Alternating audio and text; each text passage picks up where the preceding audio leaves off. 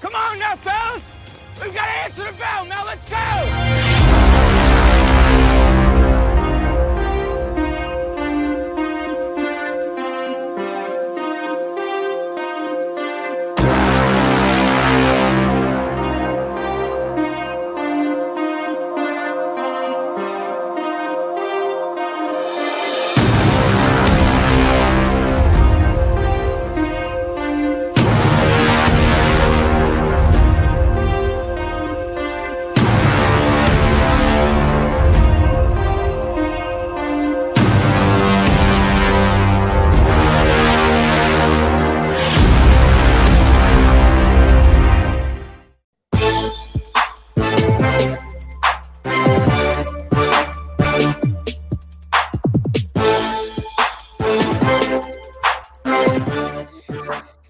Welcome into a wild and wacky Wednesday edition of Main Street Sports Today, presented by Mid Tennessee Bone and Joint. We are coming to you from the Lee Company studio. Glad to have you guys with us here as we are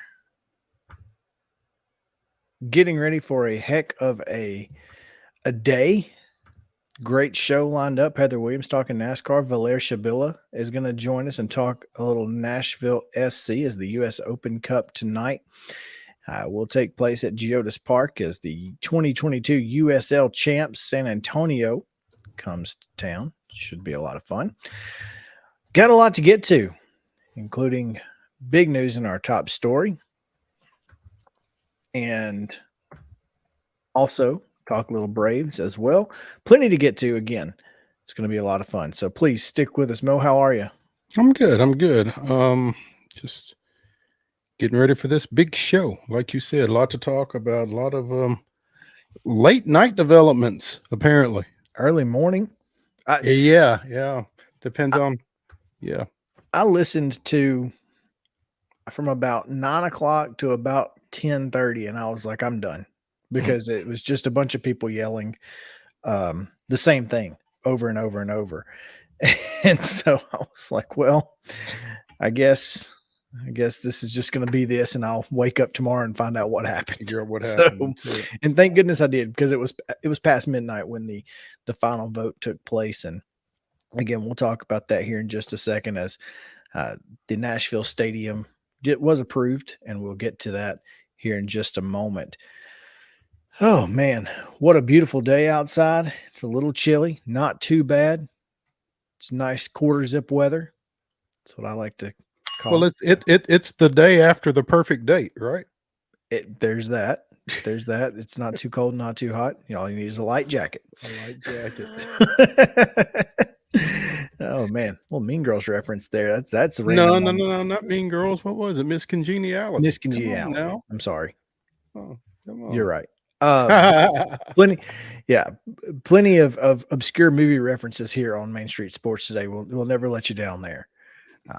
But speaking of, I saw William Shatner he was at a good pull. Yeah, he was at the Huntsville Comic-Con or whatever they had, some kind of conference convention that they had. And people taking pictures with him had to stand on the other side of a glass, plastic, barrier. Really? Yeah. I mean, he's 90 something years old. He's old as Methuselah. But I was like, get out there. hang out with the fans. What are you doing?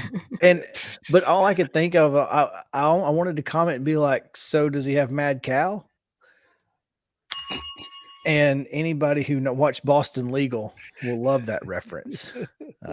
Mad Cow. He's 92. He's old. I mean, I knew he was old. I mean, obviously, Star Trek started in the 60s, but I had no idea. I guess I just never really thought about it. I would just like to point out that Red Farmer raced this past weekend at the Talladega Short Track at 90 years old. Age ain't nothing but a number, right? You're only as old as you feel, Mo. You're only as old as you feel. Well, if he had taken the bump that a certain race car driver had taken in the final lap this weekend, he'd have probably felt a little older than 90. But yeah, and we're going to talk about that today. That and much more involving NASCAR. It was a big hit, though. But before we do anything else, Mel, we got to get to yesterday's results and today's schedule on the rundown. This is the rundown. Tuesday baseball action. Beach defeated Hunters Lane 26-5. It was Battleground Academy with an 11-3 win over East Hickman. Rockvale 10, Blackman 3, Brentwood edged Franklin 2-1. Friendship Christian defeated Clarksville Academy 3-2. It was Richland 5, Collinwood 4. Riverdale took a pair from Columbia Central 8-2 and 3-1. Columbia Academy with a 22-1 5-inning victory over Zion Christian. Mount Juliet 11, Cookville 9. Creekwood 4, White House 3, Culleoka with a 10-0 shutout victory over Hampshire. Davidson Academy defeated Christian Community 16-3. It was Ensworth 4, Brentwood Academy 2. Father Ryan with a 2-1 win over Christ Presbyterian Academy. Gallatin 7, McGavick 5. Lewis County 12, Giles County 10. Good Pasture with a 10-4 win over Knights Academy.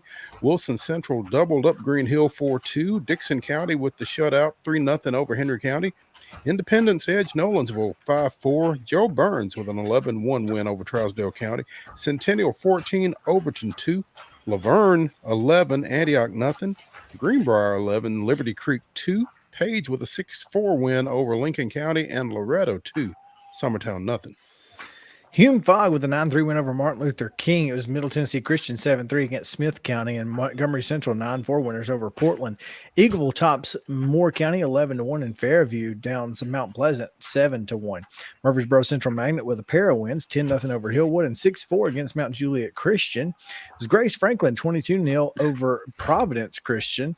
Summit 6-4 winners over Ravenwood. Rossview 10-0 against West Creek. Siegel doubles up Oakland 8-4, and Clarksville Northeast was 15-13 winners against Springfield. It was Hendersonville 6, Station Camp 1, Sycamore 14, East Robertson 2, Tullahoma 6-1 winners over Spring Hill, Macon County edging Watertown 1-0, and Wayne County a 17-2 winner over Santa Fe. In softball action Tuesday, Smyrna downed Antioch 22-0. It was Siegel 8, Blackman 2. Collinwood with a 15-0 win over Culleoka. Columbia Central 11, Summit 1. Summertown 6, Columbia Academy 1. Summertown taking the rubber match in a rare 3-game regular season series, and we will have more on that on mainstreetmurray.com here in a bit. Creekwood 4, White House 0. Davidson Academy with a 13-12 win over Hendersonville. Ravenwood 7, Franklin Grace Christian 5. Ensworth 17, Harpeth Hall 6. Mount Pleasant 6, Lewis County 3, Giles County with a 15-3 win over Loretto. Eagleville 10, Moore County 6, Friendship Christian downs Mount Juliet Christian 20-0. Oakland with an 8-5 win over Rockvale. Richland 14, Santa Fe 0. Station Camp with a 6-5 win over Gallatin. It was Gordonsville 6, Westmoreland 3, and Community 11, Zion Christian 0. Boys soccer action. Brentwood 2-0 winners over Hendersonville. Franklin Road Academy defeats Columbia Academy 4-1. It was White House Heritage 2, Gallatin 1. Lebanon 1-0 winners over Laverne, and Loretto blanks Wayne County 8-0. It was Montgomery Bell Academy 3-2 winners over Boyd Buchanan. Webb School 5-1 against Middle Tennessee Christian. Wilson Central and Mount Juliet a 0-0 draw. And Murfreesboro Central Magnet 3-0 over Giles County. It was Oakland shutting out Siegel 1-0. Blackman shutting out Riverdale 2-0. Smith County shutting out Watertown 4-0. It's like we're just doubling it and giving it to the next person. Cookeville and Smyrna with a 3-3 tie. And Station Camp 2-0 over Shelbyville. It was Rockville 7, Stewart's Creek 1, Westmoreland 9, Cannon County 1, and Greenbrier 2-1 winners over White House. College baseball action on Tuesday. Tennessee stayed hot with a 19-1 win over Bellarmine. It was Middle Tennessee State doubling up Belmont 8-4. Austin P with a 12-11 win over Western Kentucky. Go Govs. Evansville 9, Lipscomb 3. And in junior college action, Columbia State fell to Snead State out of Alabama 9-2. In the majors, Cincinnati 7, Texas 6, Detroit 4, Milwaukee 3. San Francisco 5-4 over St. Louis, and the Braves the Braves never lose, defeating Miami 7-4. The Braves never lose. Baseball action this afternoon. Father Ryan's at Cross Presbyterian at 4:30. Also at 4:30, Beaches at Hunters Lane. Lipscomb Academy is hosting Good Pasture and Pope Preps at Montgomery Bell Academy. At 5 o'clock, Cheatham County hosting Stewart County. White House goes to Lebanon at 5:30. It's Forest at Watertown. And at 6 tonight, it's Cookeville at Mount Juliet. Oakland hosting Siegel. At 6:30, you'll see Upperman at Friendship Christian. Gallatin at McGavock. Nolensville hosting Independence. Rockville at home against Blackman. Ravenwood going to Summit. And at 7 tonight, Station Camps at Hendersonville and Wilson Central hosting Green Hill. Softball action today at 4 o'clock. Summertown travels to Wayne County. At 4:30, Overton hosts Hillwood. Santa Fe goes to Mount Pleasant. And Franklin Road Academy is at the Webb School down in Bell Buckle. 5 o'clock starts for Ravenwood at Battleground Academy. Beach at Greenbrier. Station Camp hosting McGavock. Murfreesboro Central traveling to Watertown. At 5:30, Creekwood making that drive to Paris, taking on Henry County. Also at 5:30, Liberty Creek is at Springfield. Christ Presbyterian Academy goes to Wilson Central. 6 o'clock, whoa, this is interesting. At 6 o'clock, Henry County is at Dixon County. Who knows? Trust but verify. Also at 6 o'clock, Hunters Lane is at Eagleville. Cane Ridge goes to Laverne. Cascade hosts Blackman at 6:30, and also at 6:30, Riverdale is at Green Hill. College softball action today. Belmont's at Murray State. That's a 3 p.m. first pitch. You can see it on ESPN Plus. Tonight, Major League Baseball, or this morning, I guess it's probably about over now. Rangers at the Reds at 11:35. Tigers at Brewers at 12:40. This evening, you can catch the Marlins and Braves in Game 3 of a 4-game set at 6:20 on Bally. And the Cardinals are at the Giants tonight at 8:45. NBA tonight, Game 5, Lakers at Grizzlies, 6:30 TNT. Lakers lead that series 3-1. And the U.S. Open Cup. The San Antonio Football Club will be at the Nashville Soccer Club at 7:30 tonight. Hold on. That game is, in fact, over.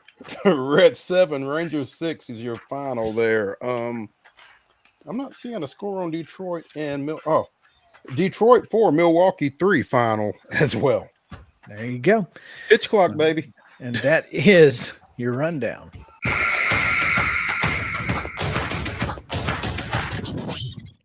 If you blink, you'll miss it.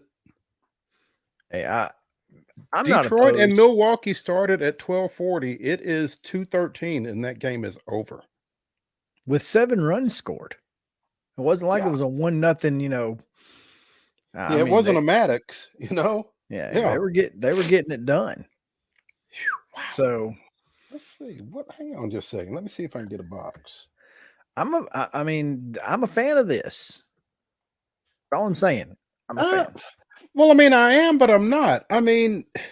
If I drive to Atlanta for a baseball game, do I want to be headed back in 3 hours? It was great when I did it. Of course, I was 10 when Maddox shut out the Blue Jays. I'm looking at a Detroit-Milwaukee box score, but I'm seeing no time of game on it. Of course, I'm looking on CBSSports.com. Well, that's because it's in the top of the 6th inning. It's not over? No, it's 5-2 Milwaukee. I think that might have been yesterday's score. Yeah, maybe it is. My bad. I'm sorry. Okay. So it's 5-2 Milwaukee in the top of the 6th. Well, yesterday's box score didn't have a time on it either. So of course it didn't. Freddie Peralta on the bump for the Brew Crew. Yeah, I was looking at yesterday's. Yeah, the Rangers and Reds are still playing as well. That's 3-2 Cincinnati in the top of the 6th. I'm just in here giving out bad information, but I'm not the only media person doing that. So that's everybody these days, I guess. Yeah. Join the And crowd. speaking of, we'll talk briefly about this situation. We've talked ad nauseum at times about this stadium deal. We anyone who's watched this show knows where we stand on this. And again, I'm going to throw out the caveat. I don't live in Metro Nashville. I don't live in Davidson County. So it's a lot you're going to be easier. paying for this.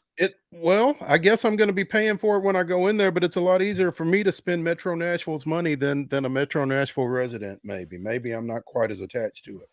Well, and again, 26-12 was the final vote last night in favor of a new Nashville stadium, which would be an enclosed dome stadium and include a lot of development. and here's the thing. This is where the Metro's money is going to be spent in this. They have to develop a park, which there's a park already over there. But they're supposed to develop a park, and then you've got roads that that will have to be basically redone because you're going to change the way that the place that the stadium is. You're going to change everything. So you're going to have to build some roads around it. But that's really the extent of where Nashville's money comes in, because as I tweeted last night, I tweeted out the exact wording from Nashville's from the ordinance that lays out the 6 sources of revenue that will repay these bonds. The 760 million that will come from the Metro portion. Another 500 will come from the state. That also is from the same similar sources of revenue. Certain state and local sales taxes derived from sales at the existing and new stadiums. So now fees are going to go up for current tickets at Nissan Stadium that will go toward building the new stadium. 50% of certain state and local sales taxes derived from designated geographic area, which is the East Bank area. Hotel occupancy taxes, ticket taxes levied on events at the existing stadium and new stadium, rental payments made by Tennessee Stadium LLC, which is the new leasee, and a pilot from the Department of Water and Sewage Services of $4 million, which is basically what they were already paying for Nissan Stadium through December 31st. So that money will now go into the new stadium instead of Nissan Stadium. Does that make sense? Mm-hmm. Here's what it absolutely excludes. Does not do. Well, let me give you the things that it excludes specifically. Property taxes. So Davidson County. So no property taxes are going toward this. That's excluded. $0 of property taxes, sales taxes, state shared taxes. So any taxes that the state shares with Metro will not be paid for this. That goes to general fund. Revenues of any agency or instrumentality of metropolitan government.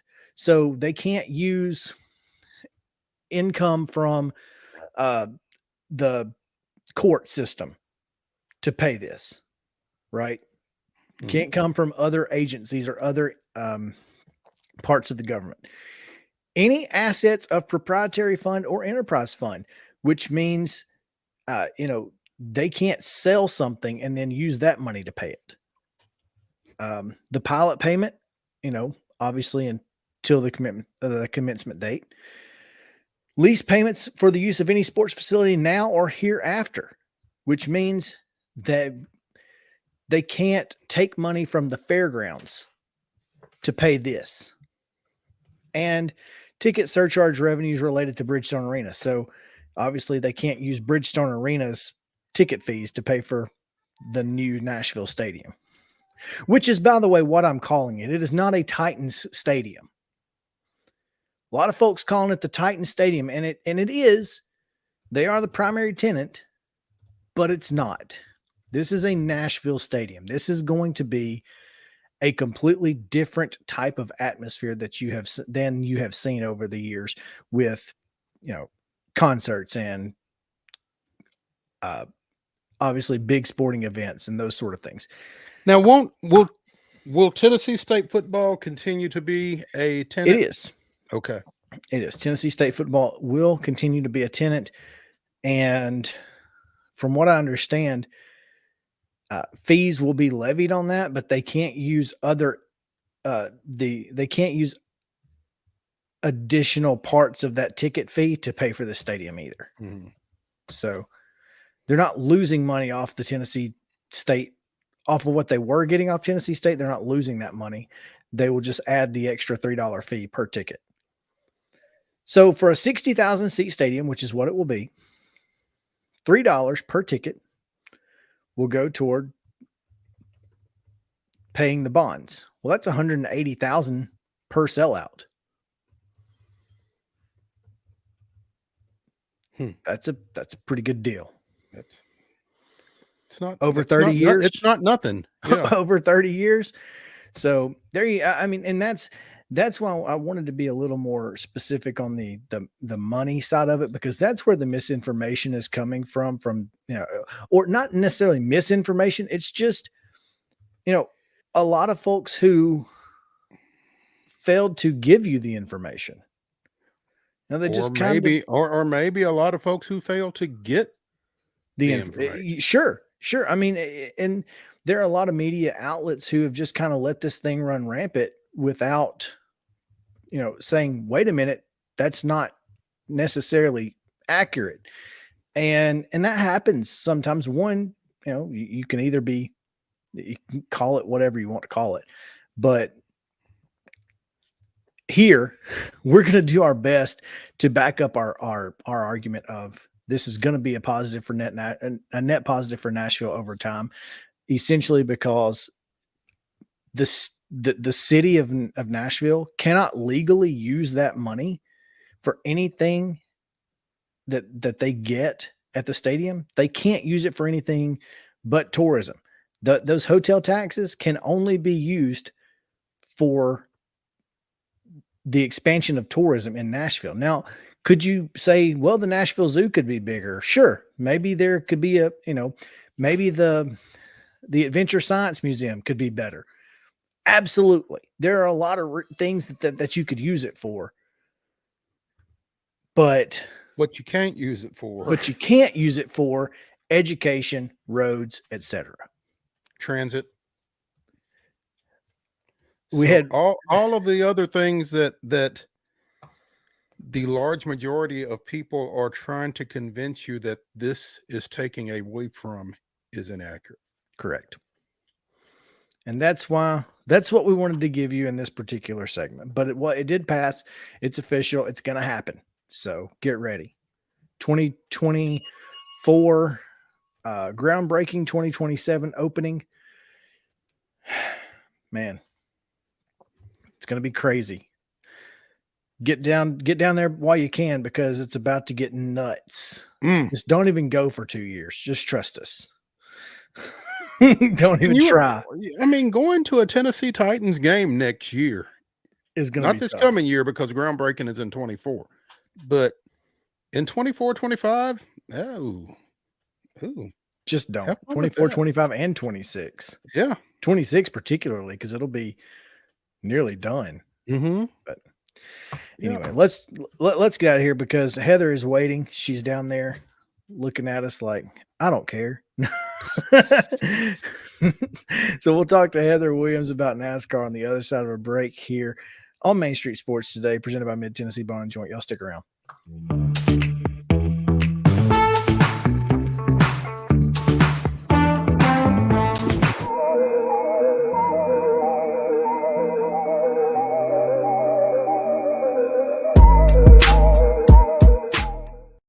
Mid-Tennessee Bone and Joint treats your orthopedic injuries and existing conditions. Our trained physicians will get you back in the game faster. Contact us at 931-381-2663 or www.mtbj.net.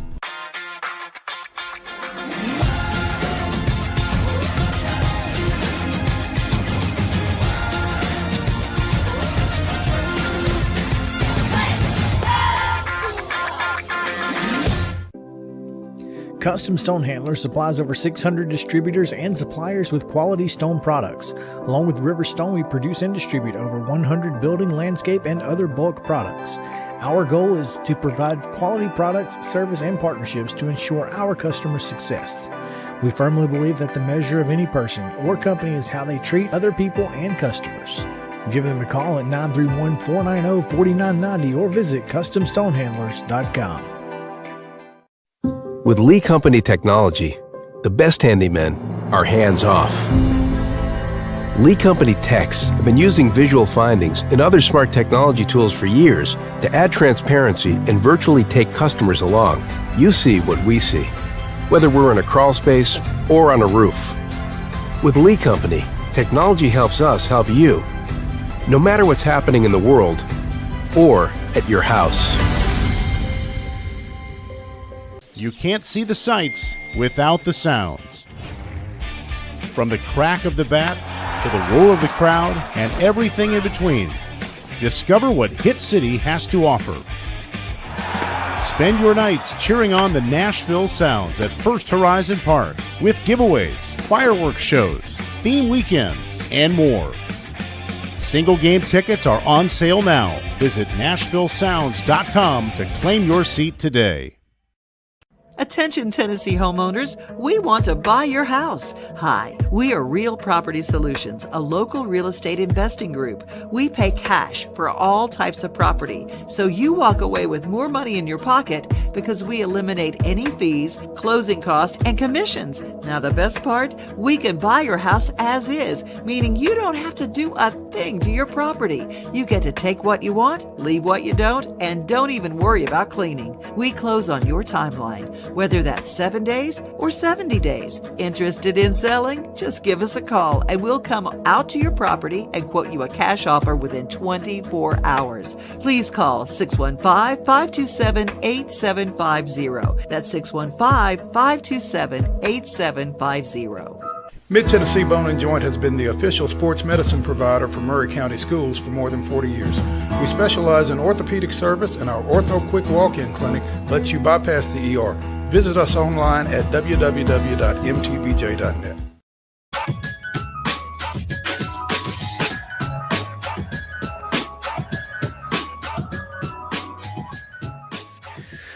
Welcome back in Main Street Sports Today, presented by Mid-Tennessee Bone and Joint. Chris Yow and Mo Patton here with you on this fine Wednesday. It's a wild and wacky Wednesday, the weirdest and wildest news from across the world coming your way later. Don't forget, I've got some good stuff today. It's going to be worth it. You're going to want to stick around.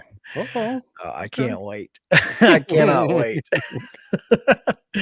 But first, it's our weekly visit with Heather Williams of WCYB TV in Bristol. Heather, welcome in. There she is. How are you?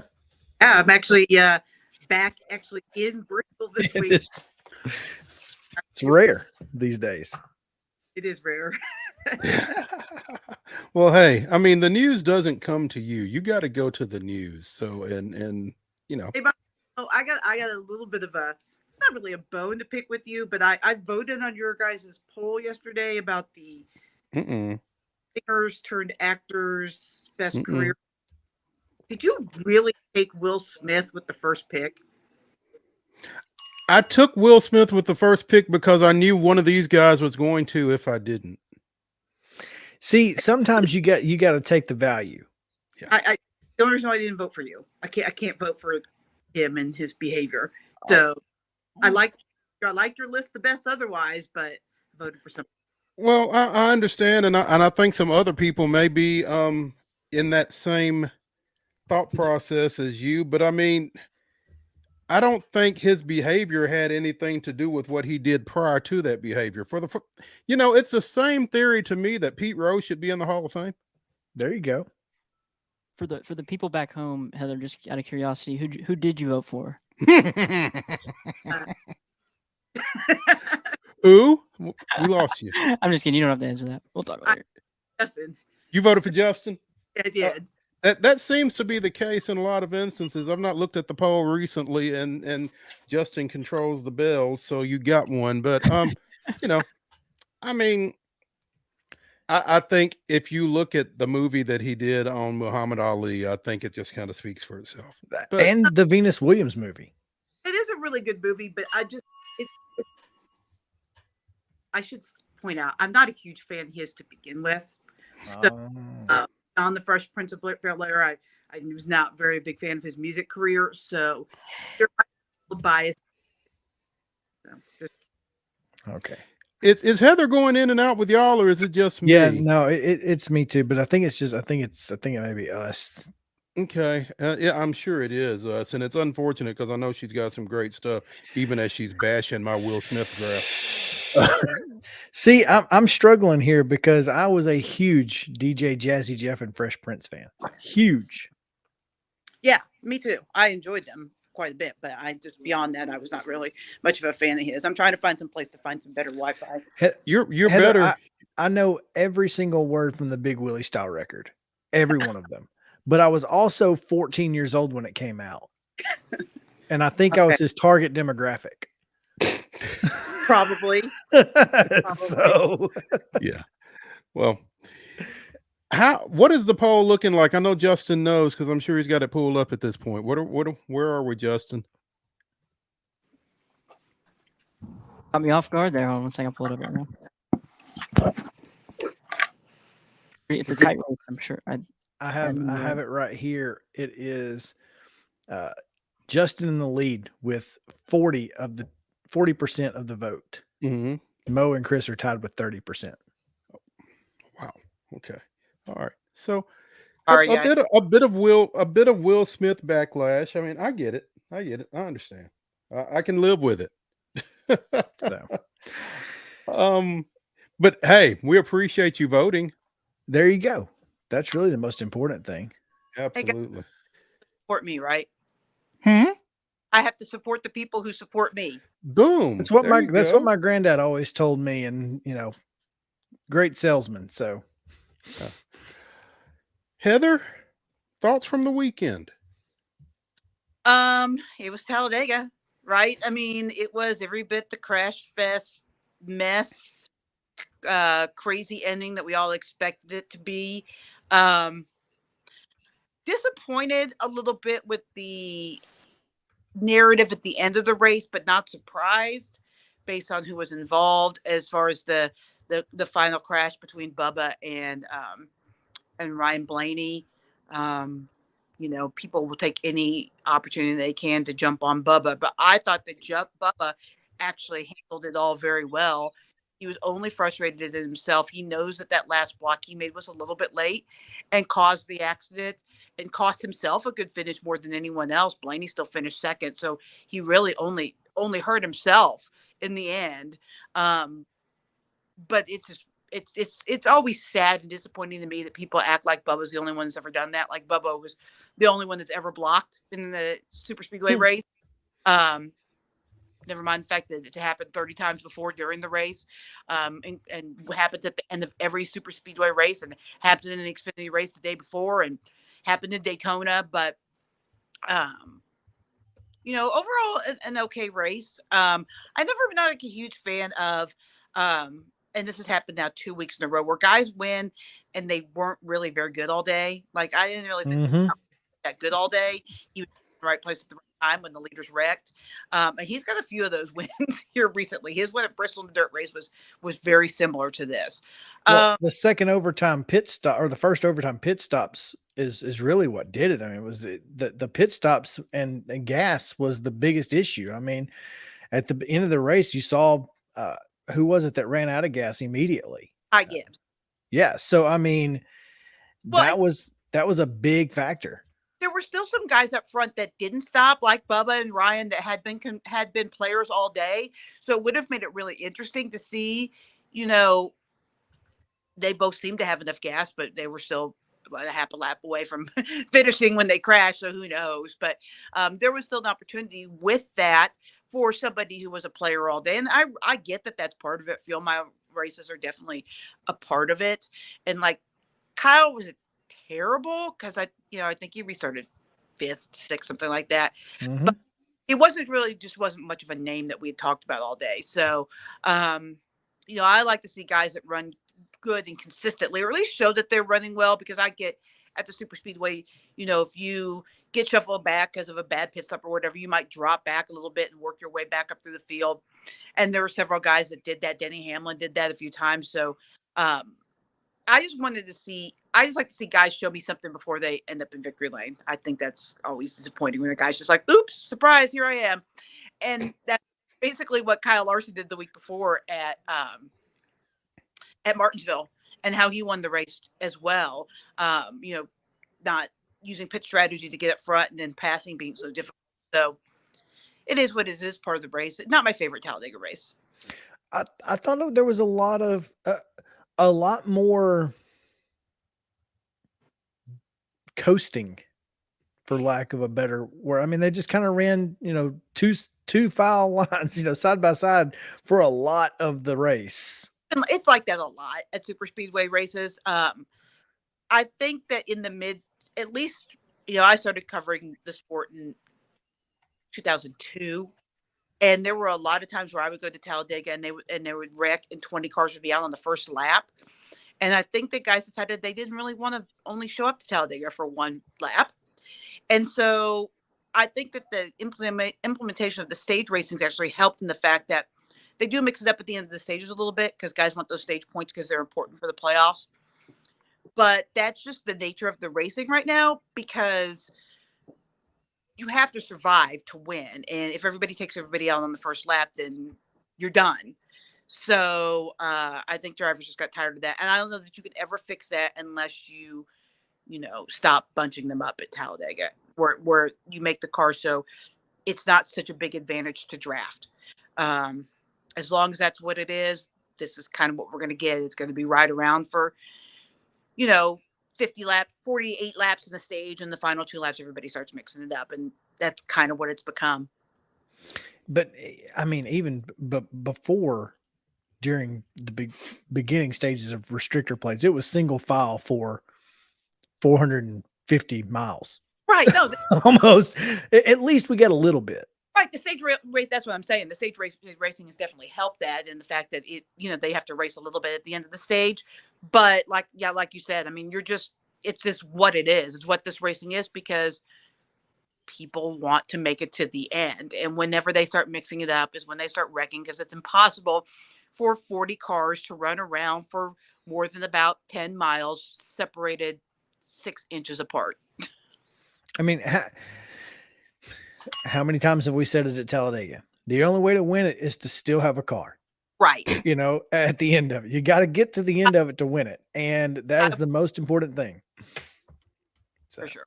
I get that. And I thought otherwise it was really it was fun. I mean, I watched the entire thing and enjoyed most of it. I thought when some cars started that third line, that's what, shot Bubba. Because when I first turned it on, Bubba was 38th. I mean, was literally next to last. I don't know if there you are. Okay. And then the next thing I know, he's like second. So was that racing? You can drift up and make it into the sorry, my phone is battery trying to die, so I keep hitting the little button and it keeps making me disappear. Sorry. I mean, that's what super speedway racing is. You can make yourself way up to the front very quick. Guys don't have to worry about it until they're about 2 laps away from the end of a stage or a race, because generally speaking, the guy who's leading with 2 laps to go is not who's going to win the stage or the race. So, I mean, but it's fun. I mean, didn't we all love seeing Earnhardt race from being like 26 to first in the lap and win? And I think Junior did it once there too. So, I mean, the thing that makes Talladega great as far as finishes is also the thing that makes it terrible for the rest of the race. So, you have to take the good and bad. How about Eric Almirola with that move in the second stage? That was just disgusting. So it was just a great job by him to know exactly when to go, what to do. Fantastic move. Like yeah, okay. I was like, what? What do you? Yeah, no, it was good. I mean, but he's an underrated super speedway racer, I think. I agree. He's a guy that maybe he doesn't have the finishes because he's had some luck issues, but his 2 wins, or at least 2 of his wins, I don't know if he has 2 or 3 wins, but are both at Daytona in the spring. I mean, in the summer. So he's good on the big tracks for sure. Heather Williams of WCYB TV in Bristol joining us here on the Real Property Solutions Hotline, talking NASCAR as she does every Wednesday.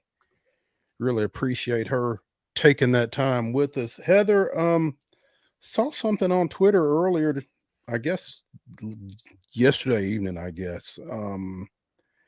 as you were mentioning tournaments. Denny Hamlin had a tweet. Did you see this? Oh yeah, I love this. I actually asked.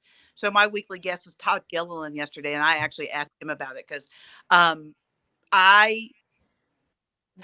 first of all, there's a lot of old hats that are like NASCAR doesn't need another gimmick, but I actually kind of love this idea, just from the perspective of the summertime when NASCAR gets a little monotonous, where there's nothing going on, as Denny mentioned that they have to compete with. Really, I mean, there's regular season baseball, but it's regular season.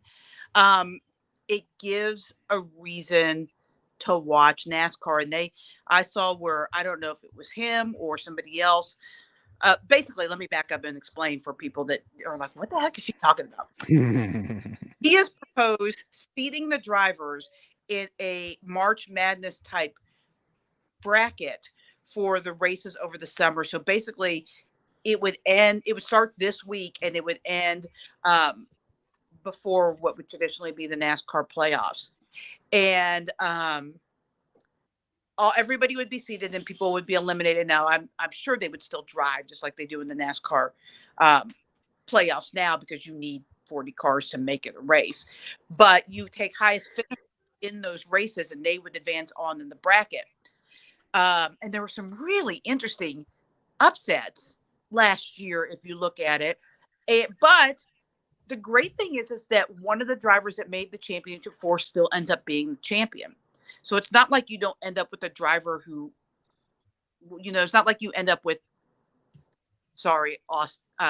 Ty Dillon, but I'm going to pick on you a little bit. It's not like you end up with Ty Dillon as your champion, right?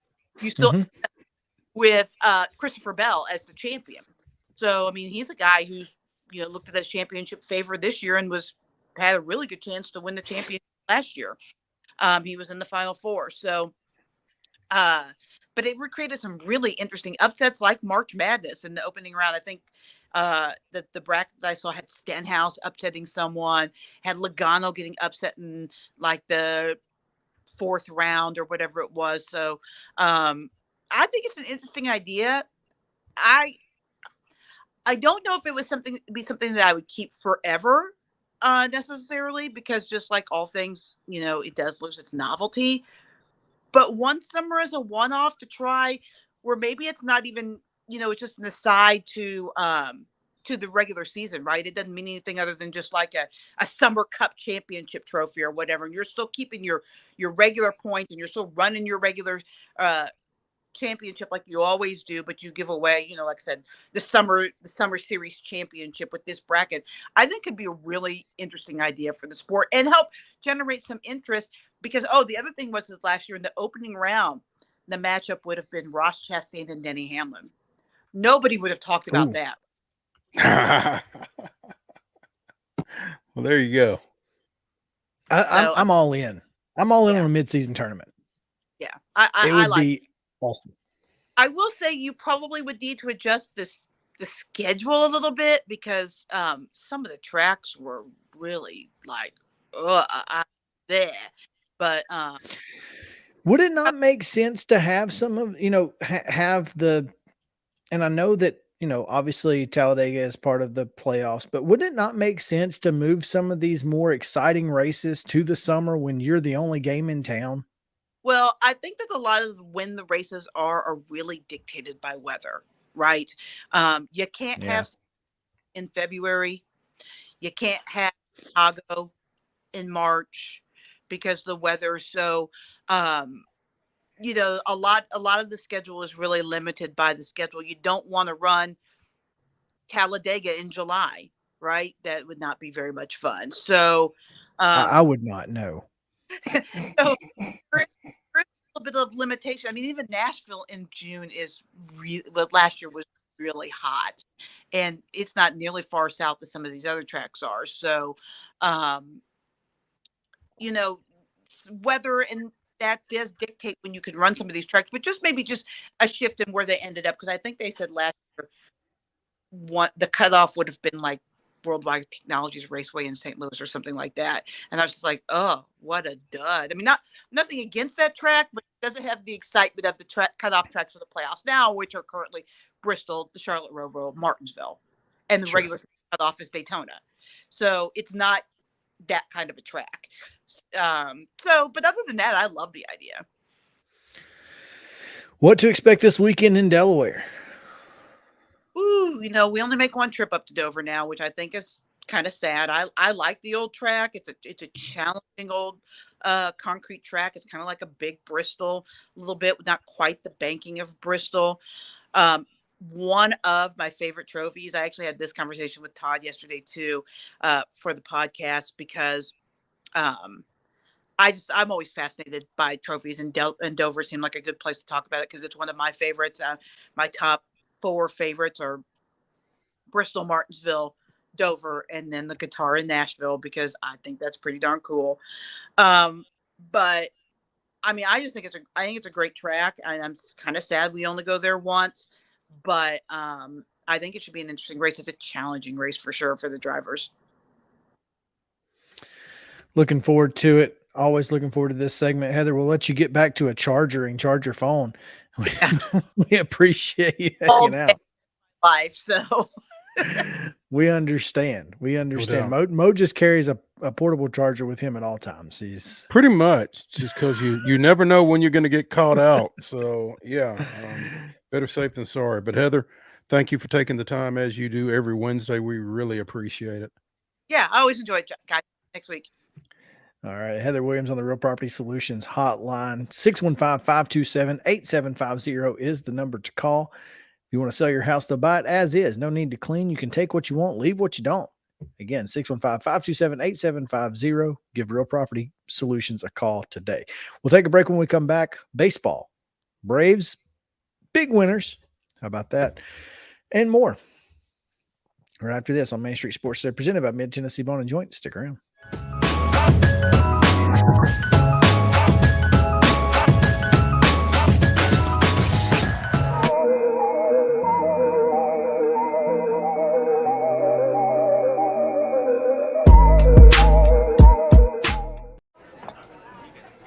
You've been putting back a few, and a few becomes a few too many. For a moment, you think about calling for a ride. Nah, you live nearby. What's the worst that can happen? You get pulled over, your insurance goes up, you lose your license, you total your car, you kill someone. I'm so excited about this new show.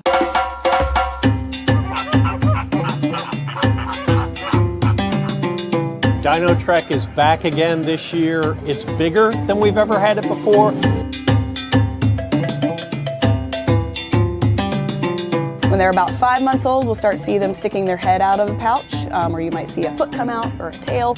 It's like an Airbnb for Joey's.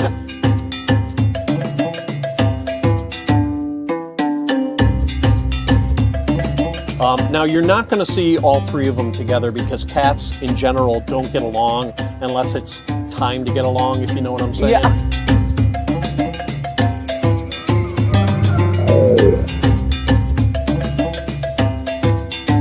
Lions and tigers and bears. Oh, my. Well, we're 2/3 of the way there.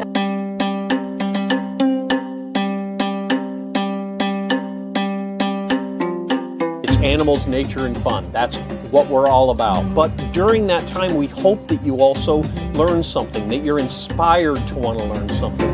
What's new at the zoo with Jim Bar 2.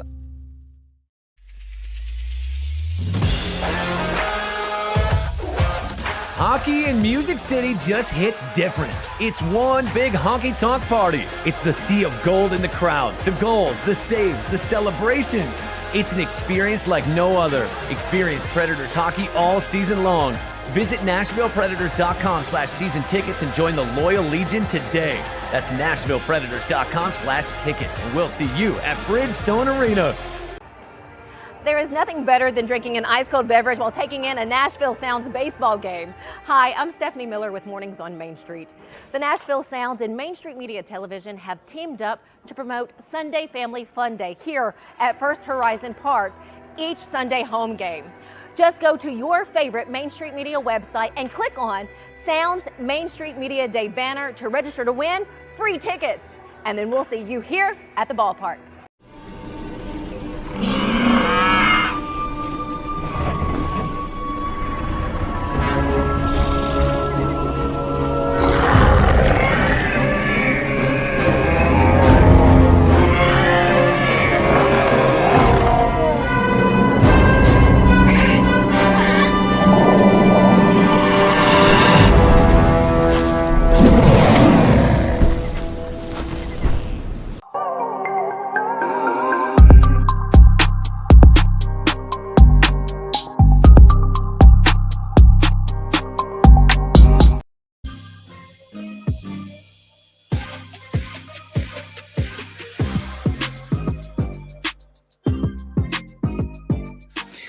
Welcome back in Main Street Sports today, presented by Mid-Tennessee Bone and Joint. Christian Mopatin here with you. And a point of clarification from the Nashville Zoo commercial. That is Devin O'Day, who is starring with Jim Bartu in that new show. Not Carol Baskin, geezer, but I do love that. I just wanted to make that clear that Carol Baskin is not hosting one of our shows. That is Devin O'Day. And Carol Baskin is not hosting any of our shows. None. Yeah. Zero. Zip. Zilch. Not a. Oh, man. I love that he genuinely thought that, because, as I look back, I'm like, I guess in a commercial with kind of cuts here and there, I can see how you would get confused with lions and tigers and bears. She does have a zoo. Carol does. I guess that would be a heck of a get for us if that were actually the case. Ratings galore. Somebody call. Trust me, geezer. If we had Carol Baskin, you wouldn't have to ask if we had Carol Baskin. You would have known. Yeah. Oh, man. Little baseball chatter here, Mo. Last night, big win for the Braves. Another fantastic outing by Charlie Morton. It seems like Charlie Morton may be back, and if that's the case, watch out, National League. Well, again, he has some things going on, coming off the broken leg and everything, and we talked to Eric O'Flaherty last summer about that and whether that was an issue, and felt like not directly, but likely indirectly, his inconsistency was somehow related to that World Series injury that he sustained. And so he's over a year removed from that now, and maybe he's back to what most people have expected him to be over the course of his career. And that's an innings eater for sure. And somebody that is going to give you a chance to win every time he goes out. Well, he certainly did that in the last two outings. Of course, he lost 1-0 to the Padres in that. Again, give you a chance to win every time he goes out. There's nothing wrong with giving up one solo home run in a game. You feel like an offense like the Braves should be able to overcome one run. And last night it kind of got a little scary and late in the game. But good job by the bullpen to kind of get out of it. And bullpen's only going to get better. Yeah, it appears that Joe Jimenez is on the paternity list along with everybody from the Dodgers who were home last year during the All-Star break, and we're making the most of it apparently because everybody on the Dodgers team is on the paternity list today. That is insanity. It really is. It really is. Insanity. And it has not gone unnoticed. No, on the social media platforms either. No, they're giving them all the grief. But you know what? during baseball season, there's not a lot of time, so you take advantage when you can, I guess. Big week for Atlanta right now, as the bats, even with the bomb squad 2 nights ago, 11 runs. It feels like this Atlanta team is kind of starting to find their groove. Ronald Acuna Jr., who started the season and has continued to just absolutely crush the baseball. Of course, he's keeping it in the ballpark, which is unusual, but even still hitting over 360, finding his way to second base more times than not. It's Ozzy Albies with 3 homers in the last 2 days. Dude's crushing the ball. It really feels like they're kind of starting to find their groove. And when the Braves find their groove, man, my goodness. Yeah, and this is still with Matty Olson kind of struggling a little bit, with Austin Riley struggling a little bit, but Sean Murphy here of late has been everything he was cracked up to be coming out of Oakland. And again, you're still missing some folks. Arcia got the cast off. Michael Harris will make his AAA debut tonight at Gwinnett. It's amazing how this AAA debut. Yeah. So, I mean, you've got some guys that are going to be coming back. Again, your closer has not thrown a pitch in the regular season. And you're 16 Colin McHugh came off the IL today, I think. So this team is still kind of piecing things together, and they're 16-8, like you said. But both the Mets and the Phillies lost yesterday. So anytime the Braves win and the Mets and Phillies both lose, it's a good day. Tonight, pitching matchup, Sandy Alcantara and Bryce Elder. And as one would expect with the reigning Cy Young winner coming into town, the lowest ERA in the major leagues will be on the bump, except it's not for the reigning Cy Young winner. It's Bryce Elder, who comes in with a 1.14 ERA, leading all of Major League Baseball, and has more strikeouts on the season than Alcantara. This is, these are the type of games where, you feel like the Braves kind of struggle. A guy like Alcantara who's been on the downward slide and, coming off the Cy Young, they tend to come in here and get right against this Braves lineup. And of course the 8-hole hitter tonight is Ozuna, so I'll have a chance. But Bryce Elder has been a heck of a surprise. And I'm not sure he should have been.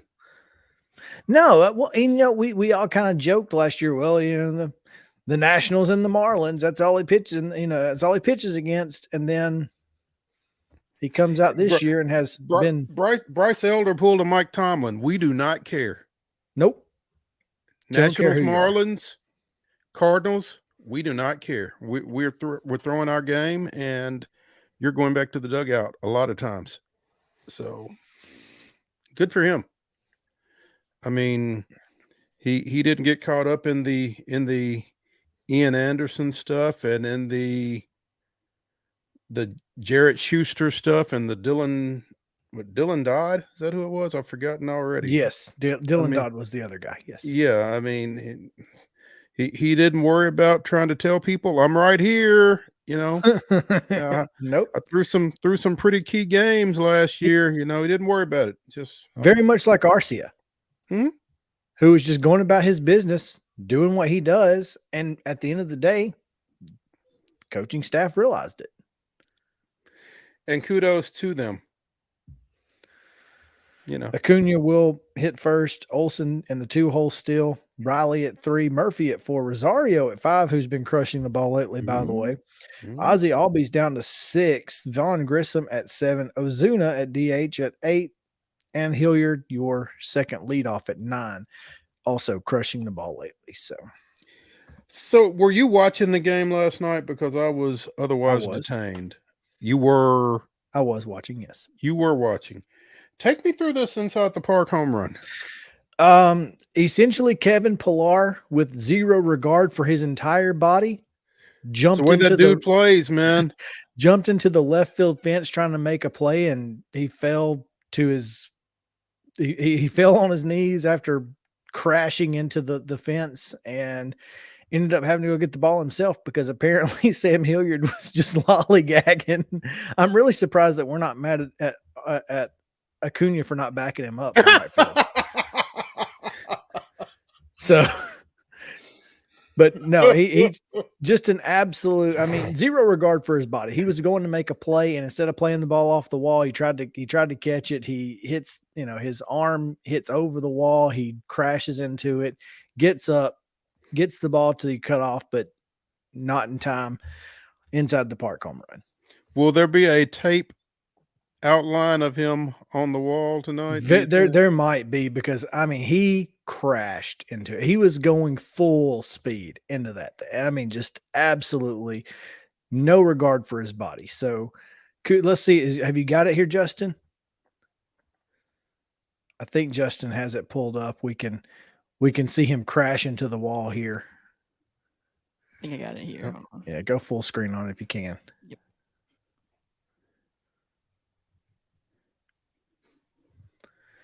All right.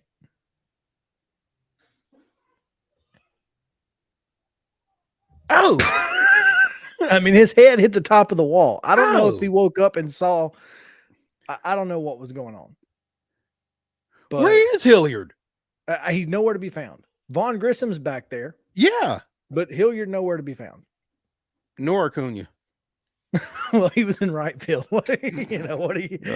He's backing up first base or something. I don't know. Well, I mean, hey, everybody has a place to be on every play, right? That's what they say. There are sometimes I don't know, but he absolutely destroyed the fence. I mean, just boom, right there. Concussion had to be. Oh, little product placement there. Yeah. Yeah, they got you. Yeah. That's okay. All right. Well, again, it's gonna be another couple of games. Have a chance to win the series tonight, but to do it, you got to go through Alcantara. Yeah. And I don't care if he does have a 5.47 ERA. He's still the reigning Cy Young winner. Yeah, and he's more likely to be reigning Cy Young winner caliber than 5.47 caliber against the Braves tonight. So we'll see how that goes. Atlanta got back to 500 at home with that win last night, by the way. 6-6. Well, losing 3 or 4 to San Diego didn't help any. No. And getting swept by Houston didn't help any. So there you go. You want me to do this day before we get out of here? Do this day in Braves history. Tell us what happened. April 26, 1959, Cincinnati reliever Willard Schmidt was hit twice in the same inning by the Braves pitching staff. Schmidt, who came in for red starter Joe Nuxhall in the top of the third, was plunked by Lou Burdette two batters into the bottom of the inning. 5 runs later, Bob Rush, the third Milwaukee pitcher in the frame, got Schmidt again. The two teams combined to use 14 pitchers in an eventual 11-10 Cincinnati win at Crosley Field. That was this day in Braves history. We'll be right back after a short break with Valer Shabila, talking a little Nashville SC. Big game tonight, or match. Stick around. Main Street Sports Today returns to the Lee Company studio after this.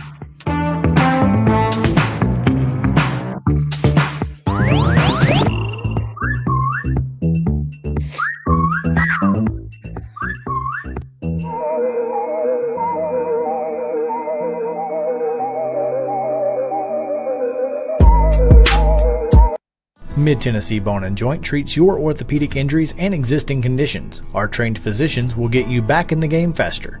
Contact us at 931-381-2663 or www.mtbj.net. With Lee Company technology, the best handymen are hands-off. Lee Company techs have been using visual findings and other smart technology tools for years to add transparency and virtually take customers along. You see what we see, whether we're in a crawl space or on a roof. With Lee Company, technology helps us help you, no matter what's happening in the world or at your house. Jones & Lang Sporting Goods here in Columbia has been outfitting teams, officials, and anybody else from T-ball to college for 50-plus years. Be sure and check them out at 931-388-8060 or online at jonesandlang.com. Jones & Lang Sporting Goods, the look of a winner. Zion Christian Academy, zioneagles.org or 931-388-5731. You can schedule your appointment. Go tour their campus. It is beautiful over there, and you're definitely going to want to see it. Again, it's zioneagles.org. Give them a call, 931-388-5731, and schedule your tour today. A game without a crowd is just a scrimmage. A performance without an audience is just a rehearsal. Without your presence, high school sports and the performing arts aren't possible. Ensure that these essential extracurricular activities continue to enrich the lives of students in Tennessee. Purchase a ticket to your local high school's game or performance. This message presented by the TSSAA. You can't see the sights without the sounds. From the crack of the bat to the roar of the crowd and everything in between, discover what Hit City has to offer. Spend your nights cheering on the Nashville Sounds at First Horizon Park with giveaways, fireworks shows, theme weekends, and more. Single game tickets are on sale now. Visit NashvilleSounds.com to claim your seat today. Attention Tennessee homeowners, we want to buy your house. Hi, we are Real Property Solutions, a local real estate investing group. We pay cash for all types of property, so you walk away with more money in your pocket because we eliminate any fees, closing costs, and commissions. Now the best part, we can buy your house as is, meaning you don't have to do a thing to your property. You get to take what you want, leave what you don't, and don't even worry about cleaning. We close on your timeline, whether that's 7 days or 70 days. Interested in selling? Just give us a call and we'll come out to your property and quote you a cash offer within 24 hours. Please call 615-527-8750. That's 615-527-8750. Mid-Tennessee Bone and Joint has been the official sports medicine provider for Murray County Schools for more than 40 years. We specialize in orthopedic service, and our Ortho Quick Walk-In Clinic lets you bypass the ER. Visit us online at www.mtbj.net.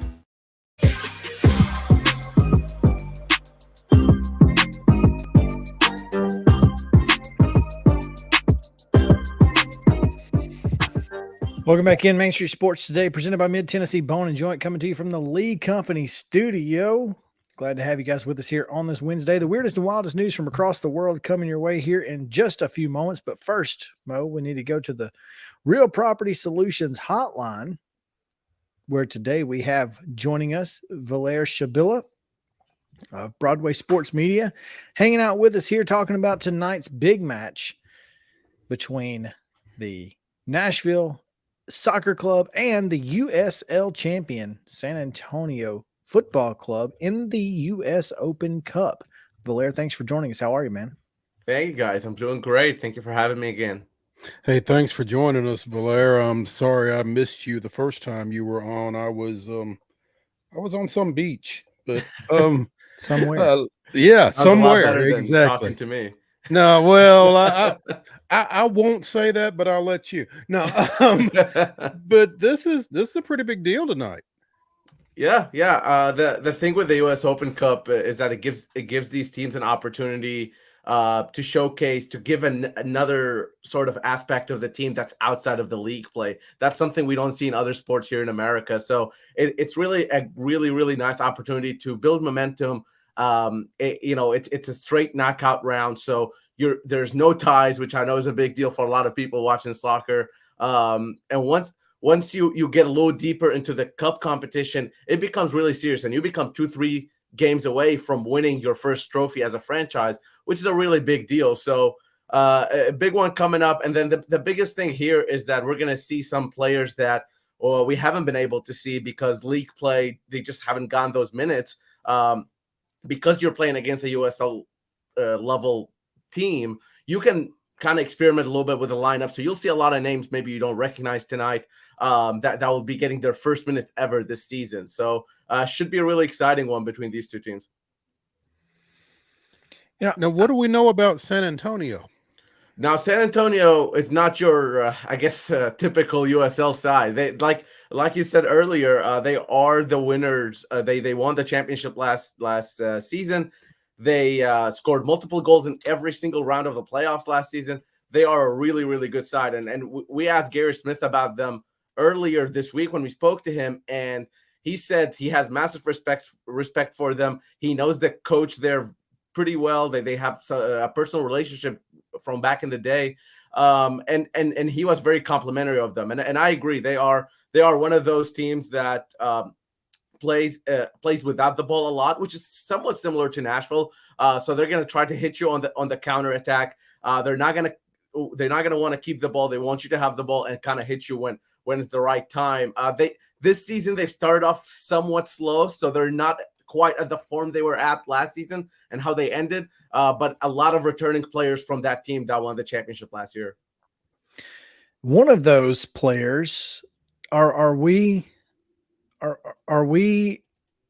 sure if Samuel Adeniran is going to be playing tonight after coming back on loan from MLS's St. Louis?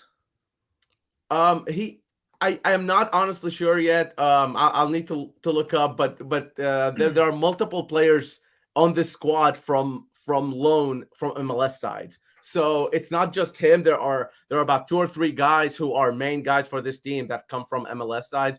When you're looking at the way they started the season for San Antonio, they had a very thin squad when it came to outfield players. I think they had like about 16 or 17. So since then, they've been adding these MLS guys on loan, and one of them is Sam, like you mentioned. So we'll see a lot of mix, because for them, at the end of the day, for San Antonio, this is their biggest game of the season so far. So they're gonna go all for it. Every USL side that's playing against an MLS side, it's not only just the organization as a whole looking at this opportunity and saying, hey, let's go out there and give it our all. It's also the individual players, because like you mentioned, there are players in MLS. There are players who are who maybe been in USL for 1 or 2 years, who, if they perform well here and an MLS team sees them, then maybe there's an opportunity for them to move up. So they're going to come out swinging, because this is the biggest point of their season thus far.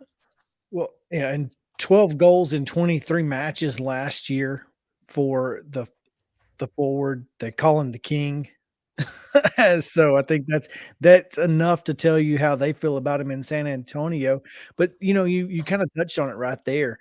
This is kind of the, for lack of a better term, the Super Bowl for these lower league teams versus MLS squads kind of really have nothing to gain and everything to lose in this. So San Antonio is going to come out firing on all cylinders. How does Nashville match that intensity without trying to, hurt themselves in the MLS, on the MLS side?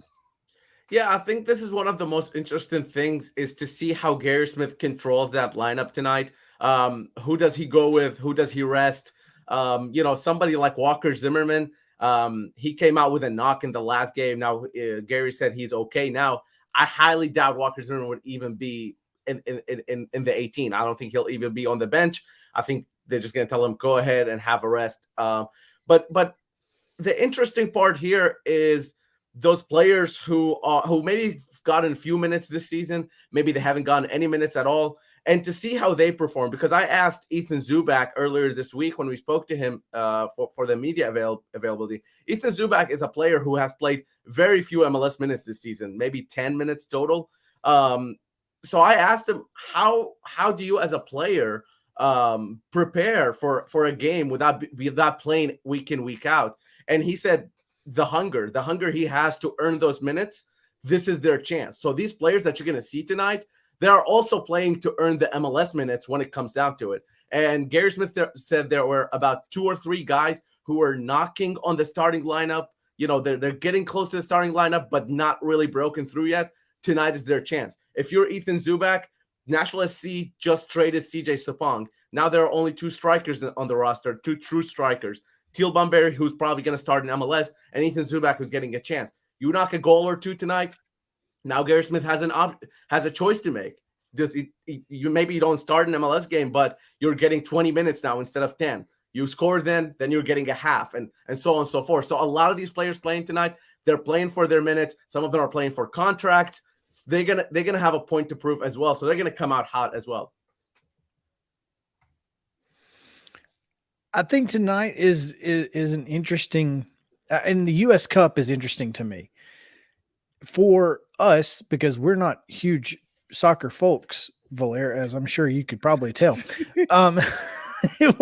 we just I just don't follow it as much as I probably should now that we have a very solid franchise here in Nashville. But the U.S. Open Cup is literally an open cup. There are teams from every different level in this thing. So what does it mean to compete and win something like this?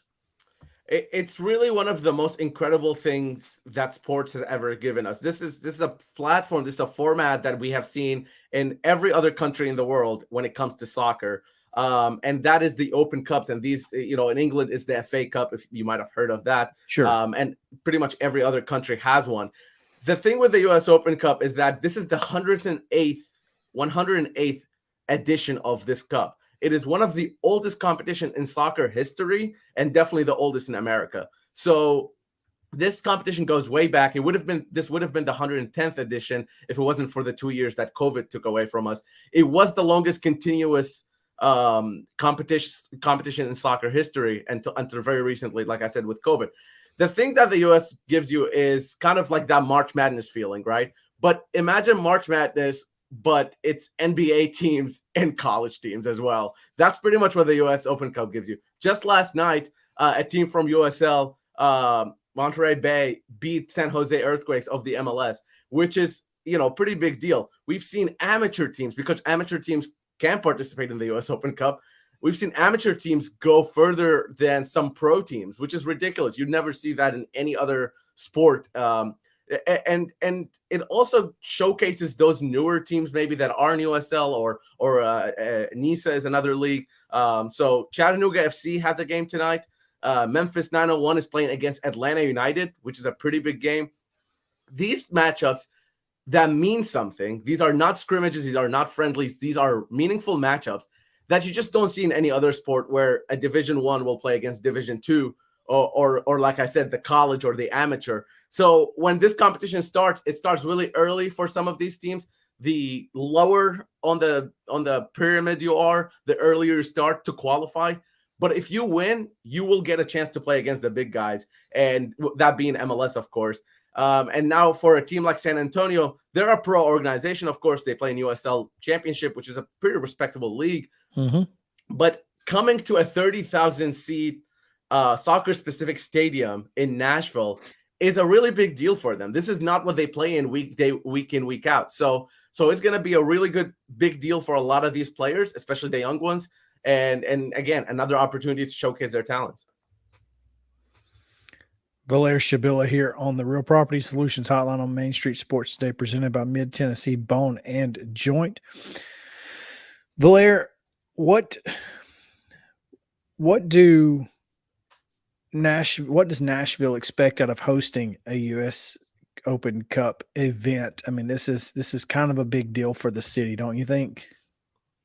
I think to start with, these early rounds are, the best way I can describe them, these early rounds, is to get people into the building, whether it's someone who just hasn't been able to get a ticket, whether it's someone who works weekends, whether it's whatever it is. As an organization, Nashville's excited to get maybe a different crowd into the stadium or different areas of the stadium. So that's first and foremost. But you asked me earlier about what it means to win a competition like this, and I didn't answer. So let me get back to that. Okay. What that means is that Nashville can possibly host the U.S. Open Cup final or semifinal, which would be a huge, huge deal. Winning this competition doesn't only give you that buzz that we talk about in terms of getting everybody together from the city. We saw what the Preds did when they went to the Stanley Cup final. We've seen it with the Titans. Obviously, the U.S. Open Cup is not the same as MLS Cup, but it is still a competition. It is still a trophy that you can play for. what that means also is that Nashville gets to compete on a continental level. If they were to win this competition, they qualify for the CONCACAF Champions League, which I know doesn't mean a whole lot to y'all, but what it means is that No, we know what that means. Okay, great. I don't know. You gotta. I don't know where we're at on the level, but You're fine. I hear You're you. fine.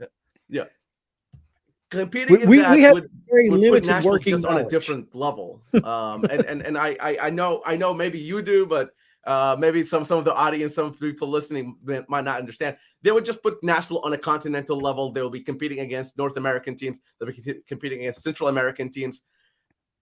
And that sort of notoriety is just very, very important for Nashville. So it's not just winning the trophy in itself, which is obviously a huge deal, but also going out and competing against those bigger names and having the opportunity to do that and represent Nashville in these big events would be a really awesome thing for the city to experience.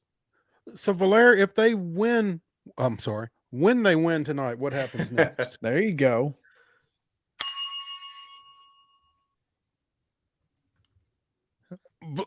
After they win tonight, where do they there? go from here?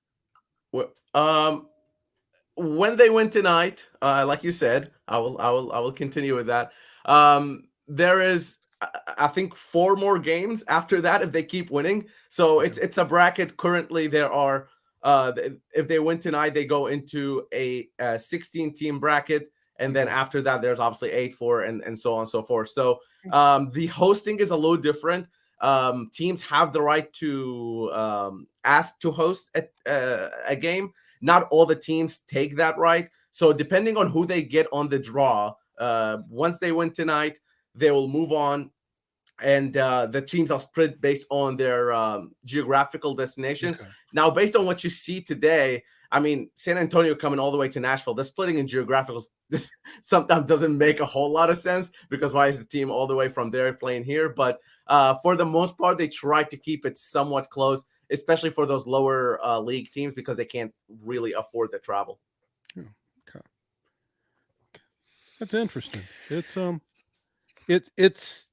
again, Chris and I are not soccer heads, and so this is a little challenging, but it's intriguing. I think it's fun to kind of see again the mixture of teams from different leagues and that kind of thing. And I think that's what is going to draw a lot of attention for a lot of folks who may not be heavy soccer fans, but just the different leagues, MLB, USL, MLS, USL, that type of thing. So it's gonna be fun to watch.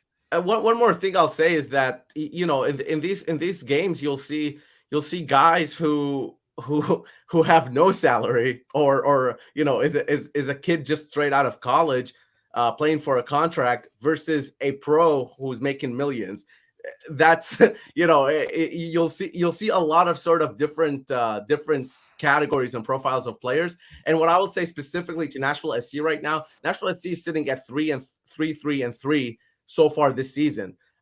They haven't really set the world on fire at home. They've had a loss already. They've tied once, and they've won once. So for Nashville SC, this is a good opportunity for those folks that maybe who aren't super involved in soccer to come and see their team win. And maybe that'll be kind of what brings everybody together again and brings Nashville SC back to winning ways, because they really need it and they need some more goals to come through. So this is a really good opportunity to kind of forget about the league play. You're not doing too hot. You're not too bad either, but go out there and kind of show people what you can do on this other competition. Yeah, scoring at Geodis for Nashville has not been easy. So let's hope tonight's a little different and they can find the back of the net. Valera Shabila on the Real Property Solutions Hotline, working with Broadway Sports Media. Valera, thanks for taking some time with us today. Tell folks where they can find your work. Absolutely. Thank you, guys. We appreciate it bringing me back again.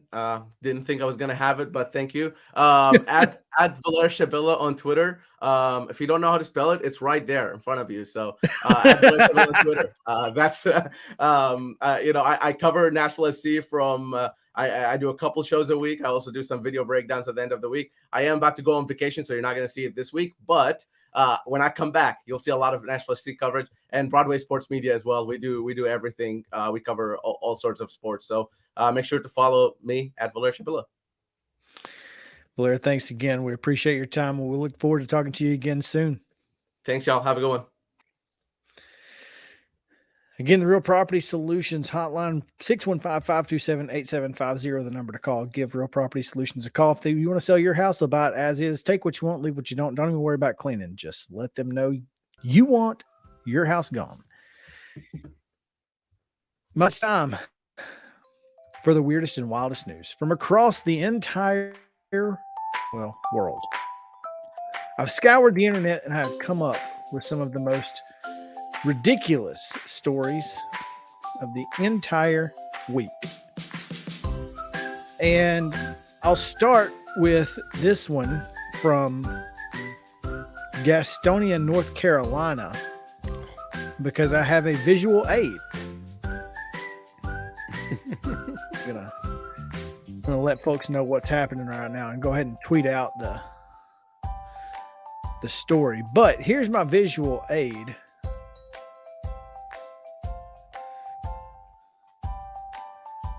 You may be wondering, why is there a deer in this lady's bedroom? Well, Bridget Tisdale, who, by the way, Justin, tell me, does she not look like she has a filter on her face? Does that mugshot not look like they took it with like an Instagram filter? It kind of does. Like a grumpy one. Like she doesn't even look real. She looks like those cartoon faces that we have. Longest face I've ever seen. This is insanity. Anyway, she allegedly took fawns into her home. Allegedly, not like there's not a picture of it right there in front of us, but she allegedly took fawns into her home and raised the deer with the intentions of training them to be attack hunters. Attack deer. That's right, an attack deer. But much like the attack squirrel that the meth guy had in Alabama a few years ago. Yeah, asked her why she did it. She said, just for fun. Oh, watch out. At the time of the arrest, Tisdale was in possession of several grams of methamphetamine. She also had 4 deer and many stolen, broken electronics. None of the electronics were working at the time. A homeowner followed one of the deer back to Tisdale's residence in an attempt to recover his property. He found himself face to face with Tisdale wearing only a duct tape bikini, disassembling his clock radio. Imagine that, folks. There's a lot going on. Just imagine that. There really is a lot going on. You're not a party there in Florida. This is in Gastonia, North Carolina. This isn't even Florida, man. Oh gosh. But I do have a Florida man. I was hoping. I do.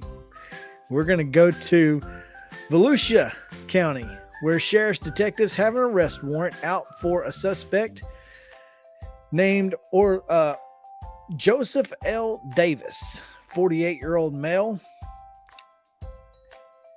All he did was propose to his girlfriend. That's all he did, was propose to his girlfriend in Orlando. Now, Marcus Brown, as he was known to this girlfriend in Orlando, is wanted on a felony charge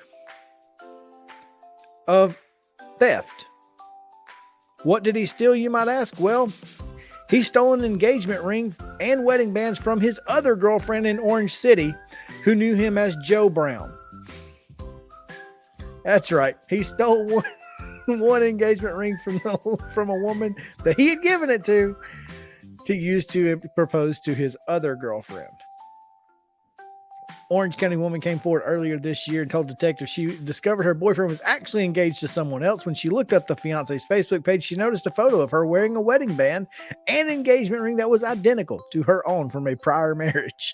So not only was it not a wedding band or an engagement ring he had given her, it was an engagement ring that the woman's ex had given her. So she was also wearing a diamond ring that belonged to her grandmother, and the total value of the property was $6,270. Marcus Joe Brown is in some trouble, huh? It's not even his real last name. Oh, It's not even his real last name. That is the whole thing. Like, this is absolute nuts. So there you have it. That is the weirdest and wildest news that I could find. And boy, was it weird and wild and wacky.